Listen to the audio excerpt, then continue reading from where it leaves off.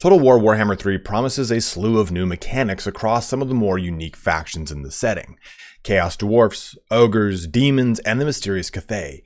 Each one of these brings a dynamic to the Warhammer trilogy that is entirely unique, from the Ogres and their endless hunger, the Chaos Dwarfs' lust for fell resources, and the wily ways of the ruinous powers.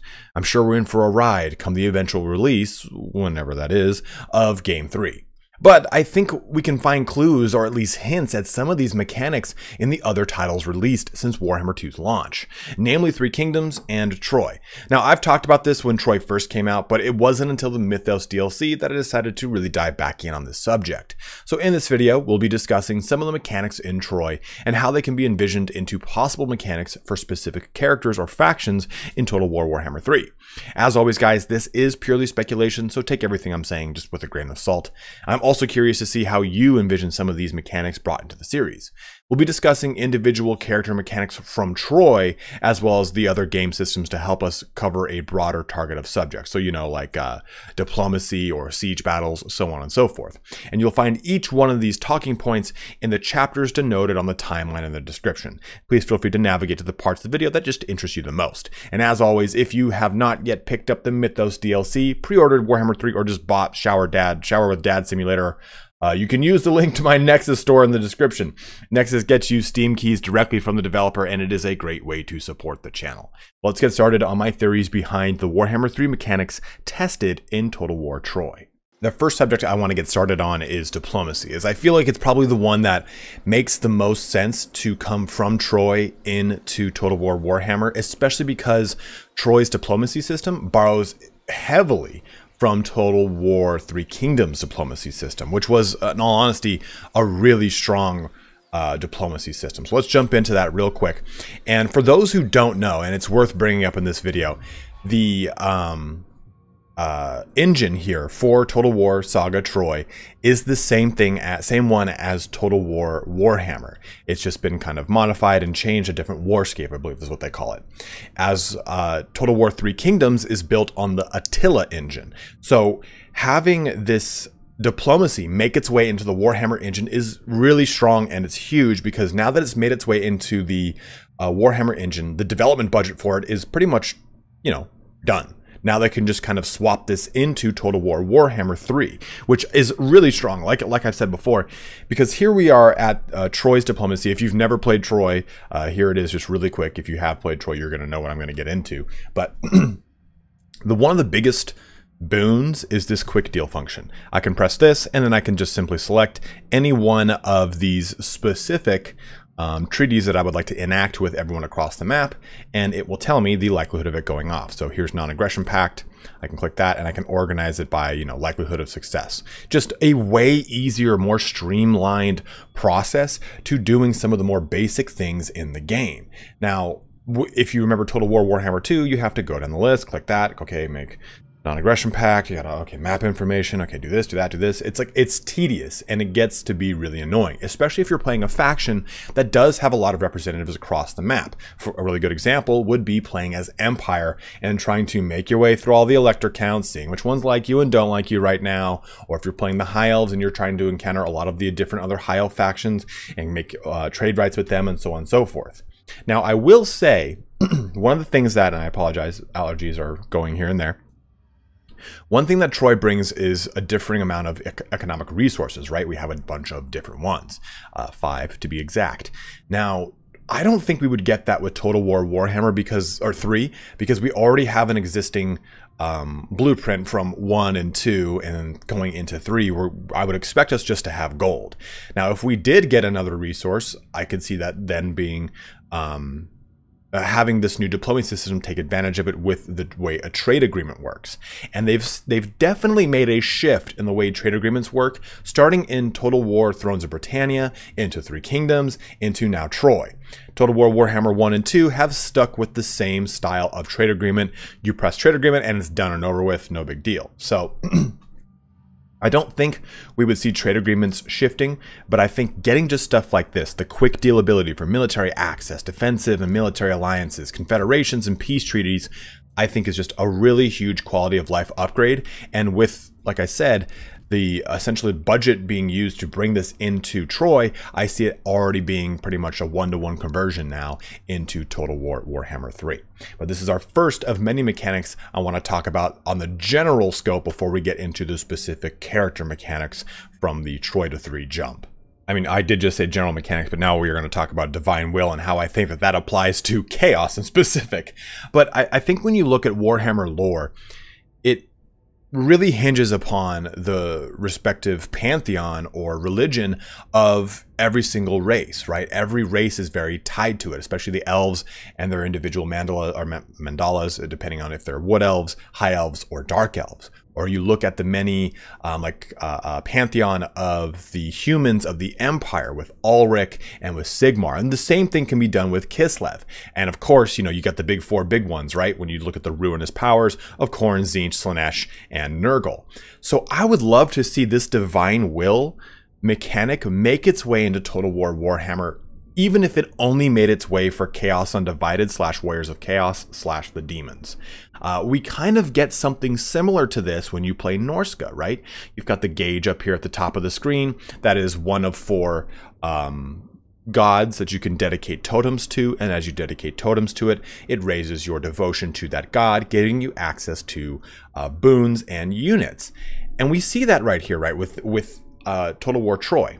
And I think that this screen kind of brought into Warhammer would be a really strong addition.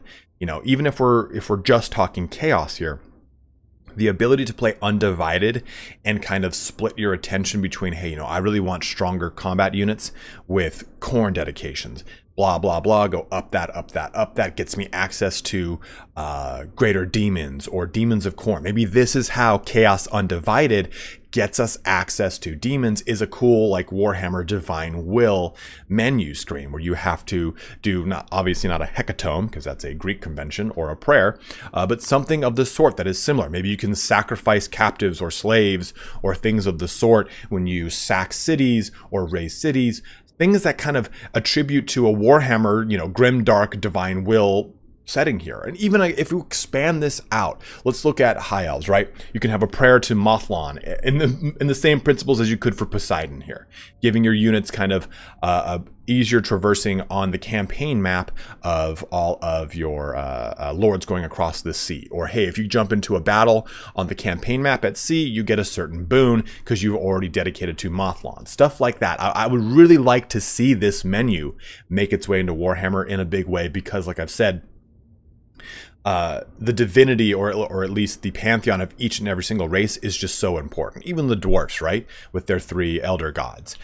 And this is a hot button topic, and I know a lot of people are going to say you're stupid or crazy for saying this, but I would rather have like a really well fleshed out Warhammer Divine Will than naval battles in Warhammer, because the presence of naval battles in the lore is not nearly as big as the presence and importance of all of the gods of every single respective race. So that's my take on the Divine Will and it coming into Warhammer as a possibility, or at least a hopeful possibility for the Game 3.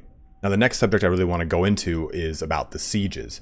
And we know we're going to be getting some information on them sometime this month. And hopefully that'll kind of lift back the veil as to what's coming with Warhammer 3 sieges. But I just want to look at, before we even jump into the battleground itself, take a look at some of these maps. Like, again, you've got 3 points on this. High Walled here, Lerkyria. I butchered that, so sorry.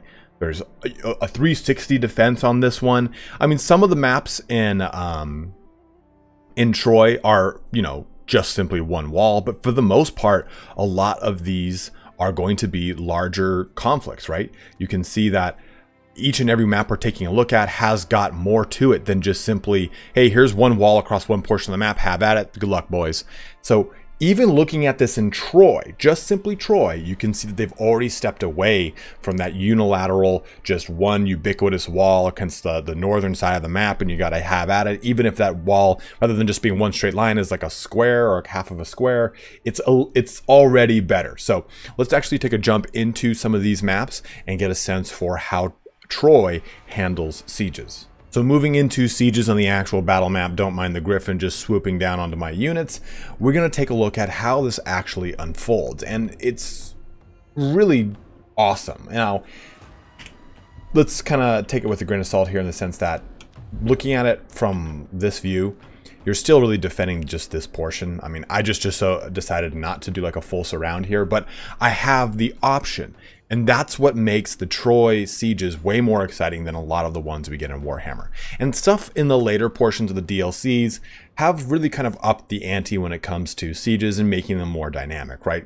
Eltharion's grand defense of Tor Ivris is really fun, right? There's multiple layers, but for the most part, it's still one lane of attack. It's almost like playing like a tower defense.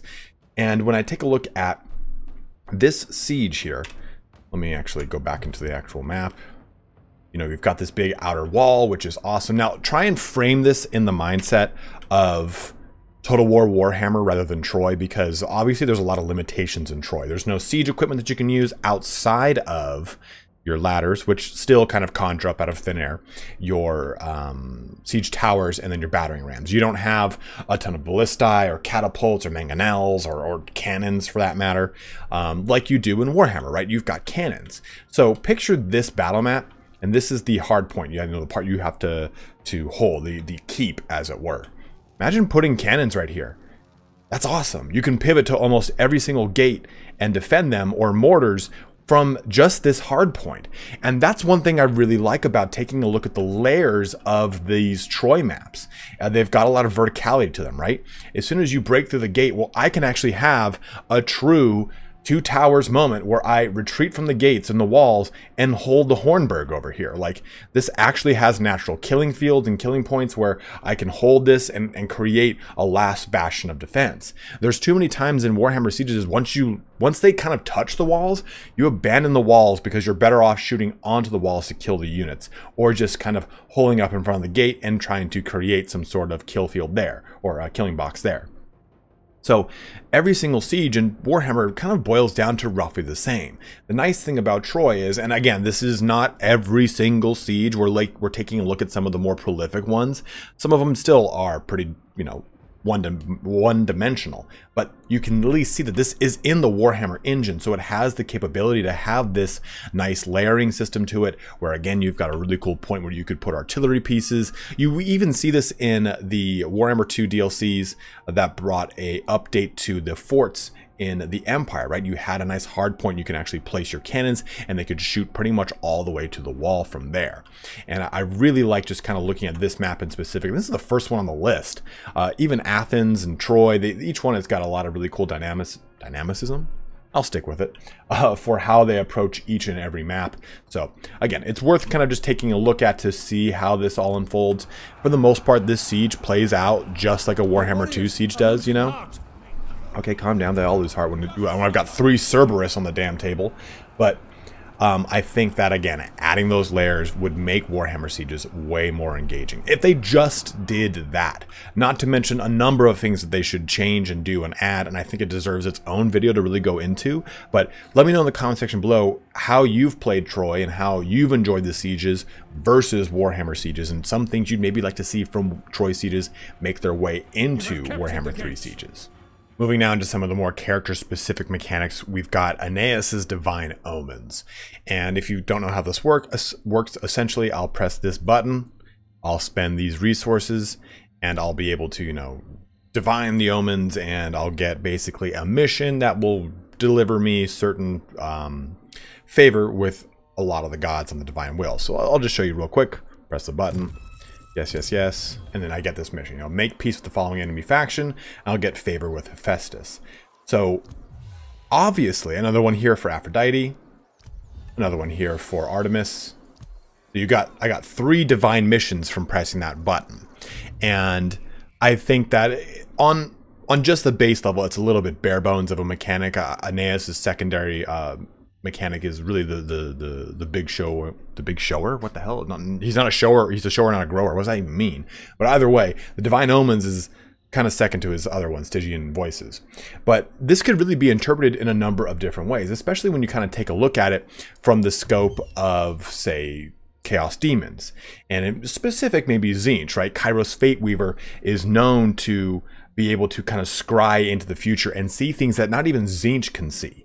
And that's a really cool, really heavy lore tonation right there when it comes to Tzeentch. So maybe the Divine Omens is something that we see with Tzeentch or Chaos Demons of Tzeentch. And I think that would be very fun, very, you know, on brand for Tzeentch as this kind of puller of the strings. And maybe that's something that could be pretty cool as far as, you know, hey, your divine omen is that, or this divine mission from Tzeentch, or the thing you've scried, wants you to pull these strings, maybe starting a proxy war between two individuals so that it weakens them both for you to, you know, sweep in, or whatever changer of ways type thing that this could enact. But the divine omens then could just simply be attached to the warriors of chaos, and another way for Chaos Undivided to gain favor with the respective gods, to hopefully gain boons or units from that theorized divine will table I was talking about earlier. So divine omens is not a big crazy mechanic, but it's one that I could definitely see making its way into Warhammer 3 because it is such a light and bare bones mechanic. Another one of Aeneas's mechanics is Stygian voices, which essentially allows him to communicate with any of the fallen heroes or any of the discovered heroes of the time here, like Jason, Daedalus, Orpheus, so on and so forth. Even as some of the characters in the campaign die, you can talk to them. Menelaus, Odysseus, Achilles, Sarpedon, so on and so forth. And this is, again, the bigger, more showcase portion of Aeneas's mechanic, and I think that this could be pretty interestingly attached to Amethyst Wizards, or maybe Elspeth von Draken if they want to bring her into the game, since she is an Amethyst Wizard, so that ability to commune with the dead. And she did actually commune with the dead to discover Tamarkon's attack route into or across the World Judge Mountains and so on and so forth. So we see this happening in the lore, this precedent of communing with the dead. This could also be applied to, you know, vampire counts, and maybe bringing in what's his name, the big bone daddy, Nagash, or even Neferata, and using these kind of format. It doesn't need to be talking with the dead. Stygian voices could be, if it's Neferata, it could be her Lamian spies, and as she infiltrates them, she gets the ability to pull or extract information from them at the cost of maybe the spy, or maybe having a chance of revealing the spy, the Lamian spy, in that court, whatever it is. This doesn't strictly need to be the ability to talk to the dead, but I think this opens up the window to a lot of different ways that this could enter into the campaign. I mean, take a look at this even for clandestine things included for the Skaven, right, in Clan Eshin. And maybe I'm thinking maybe a little too retroactively in races that already have their mechanics fleshed out, but I'm also kind of thinking of the incoming races as well as possible DLC additions to Warhammer 3. The next mechanic I want to jump into here is Priam's Heir, and this is for Hector and Paris, and how they're kind of struggle against one another to become the actual heir of Troy and thus the ruler, confederating each other. Now, if I look at this though in the scope of Total War Warhammer 3, I think it could be brought in a number of different ways. The first one would be for the Chaos Dwarfs. Now, the Dawizar have a lot of internal struggles and machinations, right? Very similar to the Dark Elves and the High Elves, how they're always kind of plying against one another. And you could even make that argument too, that this could apply to both of those races if they get some sort of DLC representation to update their mechanics in Game 3. But when we look at the Dawizar in specific, Ostrogoth does a huge elaborate plot to get Drazoeth the Ashen exiled from the actual capital of the Chaos Dwarfs and into the Black Fortress, or the Fortress of Darkness, or whatever it is. I think it's Black Fortress. So this could be the same way, right? Like the Dawizar trying to pull each other's strings and disenfranchise each of the lords to hopefully confederate to one total Chaos Dwarf faction. I think that would be really cool here, right? Rather than seeing 2 gauges, we would see 1, 2, 3, 4 for each one of the characters, and each one of those characters would have these kind of blanket objectives, right? Like defeat the Achaeans, which would be maybe get certain resources, or defeat certain enemies like Skaven, and so on and so forth. And then progress up this meter here to become honored, devoted, beloved, and then heir, which would be, you know, again, different Chaos Dwarf axioms here.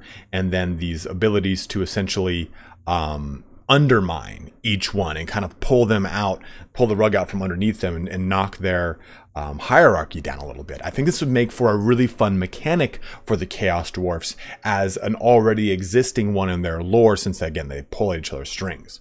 Now this could also be brought into the Chaos Demons. And of course, we keep coming back to the Chaos Demons for possible mechanics because a lot of this stuff really kind of has that ability to jump into the constant conflict of the great game of the Chaos Gods, right? How the ruinous powers are all at each other's throat. And maybe this is represented for, we don't really know if he's in the game, right? We all think it's Be'lakor is the kind of ancient demon presence that is hinted at in the Steam page. So maybe this is Be'lakor's way to undermine Archaon, and so he can become the Ever-Chosen once more, as he was in the very beginning. Stuff like that. The first demon prince trying to take his not birthright, but his namesake back for himself. And I think that the Priam's heir could be really included, even like I said, into the Dark Elves and the High Elves, or even into the court of the Elector Counts. There's a lot of different ways this could be expanded outside of just two characters vying for one position, and really expanding it to the entirety of one faction, all of its legendary lords. Another one for Hector is the Assuwan League, and we're not going to go into every single character's mechanics, just some of the standout ones, and this might be something that they put into Kislev. Now, with all the things we've seen so far, it seems that they've kind of, you know, wiped clean all of Kislev's cultural diversity, as far as, that sounds like really weird to say, but as far as the lore having all these different types of, okay, there's got the Gospodars, we've got every single different type of Kislevite. And it could be interesting if the Assuwan League is essentially a way to unify all of them together to fight against chaos. This is a really quick little one. I just wanted to quickly jump into it because I think this could also be applied to so many different factions to help unify against one greater threat in chaos. So we might see something like this brought into the game in some way, shape, or form. Moving over to Sarpedon, we have his precious resources, which kind of sounds funny to say out loud, but he has 3 resources: white granite, celestial iron, and then Minoan relics, and he can pretty much find these throughout the map, and it gives him certain bonuses, so on and so forth. But let's strip this away from actually being resources like this, right? Granite, iron, and relics. And let's take a look at this from the scope of Blue Scribes of Tzeentch, and how they were kind of sent out to collect these lost fragments and magic shards, to bind them with parchment and ink, you know, renewing Tzeentch. So this could again be another Tzeentch objective, or I'm sorry, a Tzeentch mechanic poured onto those that monogod Chaos Demon faction. You can see this even added into Lizardmen if we're talking about finding specific resources. We already kind of see that a little bit when we look at the Books of Nagash for the Tomb Kings. So there are a lot of ways that this precious resources could be included, and not just strictly, hey, it's actually resources. This is, you know, trying to trade or bring in these parchments from other portions of the map in Warhammer for Tzeentch. Now, outside of that, though, it could also be a really cool mechanic for Gark Ironskin, one of the more renowned characters from the Ogre Kingdoms faction. And he has a pretty unhealthy obsession with metal and iron. And as a result, too, he has a relationship with the Chaos Dwarfs and iron, and that's how his mount was recreated after its death, and so on and so forth. But celestial iron, you know, already is part of this mechanic in Troy, and maybe iron itself for Gark Ironskin becomes a big thing, him trying to import and get his hands on as much of it as possible. So there are a lot of different ways that this could make it into Warhammer 3, but I think in idealizing this or theorizing this as a possible Tzeentch mechanic could be a lot of fun. Now, with living legend for Achilles, I think it stands to reason we're about to talk about Khorne. And it makes a lot of sense when we look at the mechanic itself, right? As you progress through this, you gain more and more confidence, or I guess the way people kind of acknowledge you, and you get more benefits from it. So right now there's doubt and uncertainty, so minus 20% to upkeep costs of all units, grant extra units for instant recruitment, +4 influence to +4 to influence faction wide. And as you go through these and encounter more individuals, you find their location and you confront them and you kill them. And as you do so, like I said, it will increase your infamy, as it were. And this makes so much sense when you take a look at it from the lens of Khorne, right? When we take a look at Skulltaker, right, and his constant pursuit of challengers, trying to deliver more and more skulls for the Skull Throne. Or, I mean, you can look at Karanak and his constant hunting of individuals, or even Scylla Angfengrim and his constant pursuit of gaining favor with the gods. So, really as a way to expand upon this in a lot of ways for a possible Khorne DLC, just makes a lot of sense. And I think that what we've already seen from the Khorne roster and having some sort of ability to hunt specific characters down and kill them, again, really kind of works. Even if we look at this for Wulfric the Wanderer, who is obviously geared towards hunting large prolific beasts in the in Total War Warhammer, we can also see that this taking on that same kind of pursuit, right?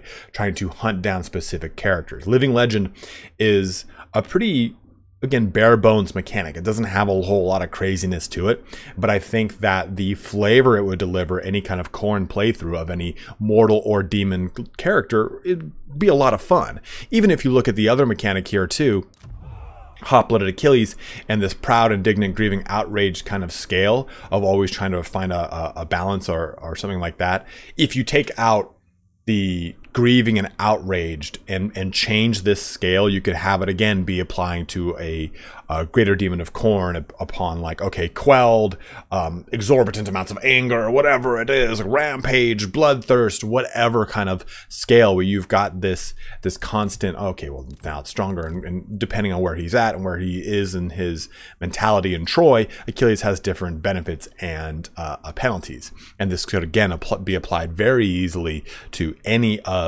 the Khorne demons. You could even say that this is like Slaanesh, and have these many different faces. Like, again, this is supposed to kind of symbolize a Greek chorus and the different types of masks that they wore. And Slaanesh, you know, as this kind of very theatrical character and very flippant, as it were, you could also have that mechanic kind of boiled into one of how the mechanics of Slaanesh work, or some sort. But I definitely find Achilles' mechanics absolutely to be very at home with Khorne. The last mechanic I want to talk about here is Odysseus's coastal mastery, and a lot of his safe haven mechanics. You can kind of put these two together.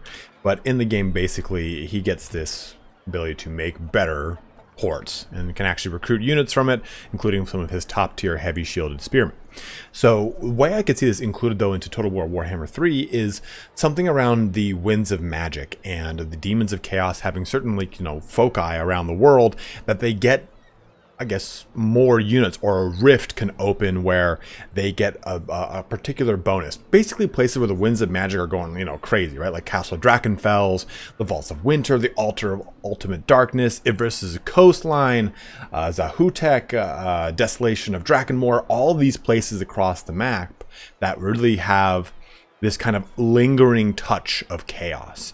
And I think that that would be a real great way to play with this mechanic that is already present, where if I want to make a coastal, or not coastal, if I have a coastal settlement, I can make very strong harbors in Troy. Well, in Warhammer, maybe I've got the ability to, okay, this is a specific location that is particularly poignant when it comes to specific units for a specific god, if we're talking about it from a Chaos Undivided stance. But even looking at it from a mono god stance, maybe this increases specific demon units and their production in those locations. So I think taking this coastal mastery and sweeping it into Warhammer as this kind of locations in the world where the chaos or winds of magic are strong fits the demons of chaos in a really cool way.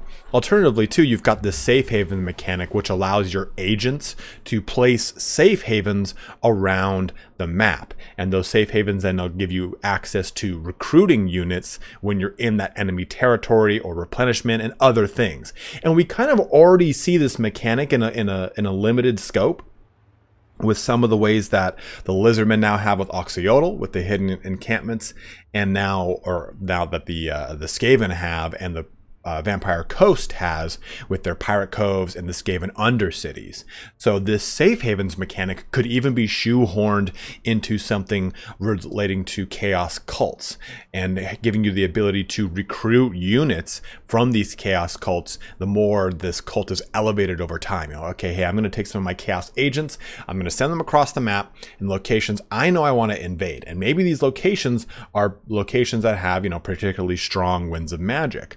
And And this will allow me to, when I invade these locations, I'll have the ability to recruit Chaos Cultist units or get any kind of boon that this safe haven or this Chaos Cult would give me in that location. So I think that there's a lot of really fun that could be had from Odysseus's campaign as we look at those mechanics being brought into Total War Warhammer 3 as a possibility. So that really kind of sums things up for some of the mechanics that I feel really could make their way into Total War Warhammer 3 in a big way.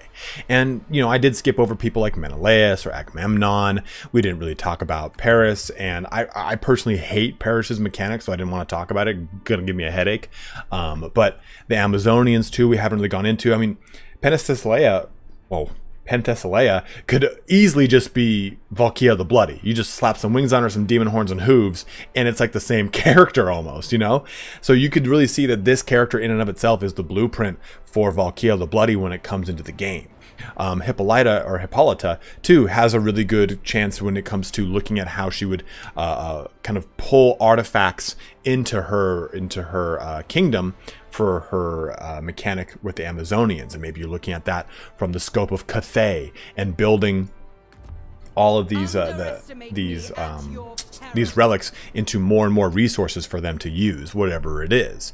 So there are plenty of things that you can take a look at in Troy, and things that I maybe didn't talk about, or ways of looking at some of these mechanics in a format that makes maybe more sense in a different light. Like saying, hey, you know, Odysseus mechanic maybe makes more sense when you talk exclusively about Skaven, or maybe, hey, you know, when I look at Achilles, I don't see Khorne, I see Ogre Kingdoms and their constant pursuit of wanting to fight bigger and better things and try and pursue bigger and bigger goals. You know, whatever it is, go ahead and let me know in the comment section below. Love to get a good dialogue going about this as to some of the mechanics that you could really see being pushed into Troy. And even when we talk about the base game mechanics of the diplomacy system, the siege battles, all the fun things that we've gotten as quality of life improvements with Troy, I see just really easily making themselves noticed, or at least present, in Warhammer 3. And hopefully we'll start to get more information on that as the days and weeks go on. Hopefully not weeks, hopefully not months, hopefully just days, maybe like tomorrow, who knows. But either way, guys, thank you so much for watching here today. Can't wait to cover more stuff on Total War Warhammer 3 whenever we get that information drop. So looking forward to it. But as always, have a good one and take care.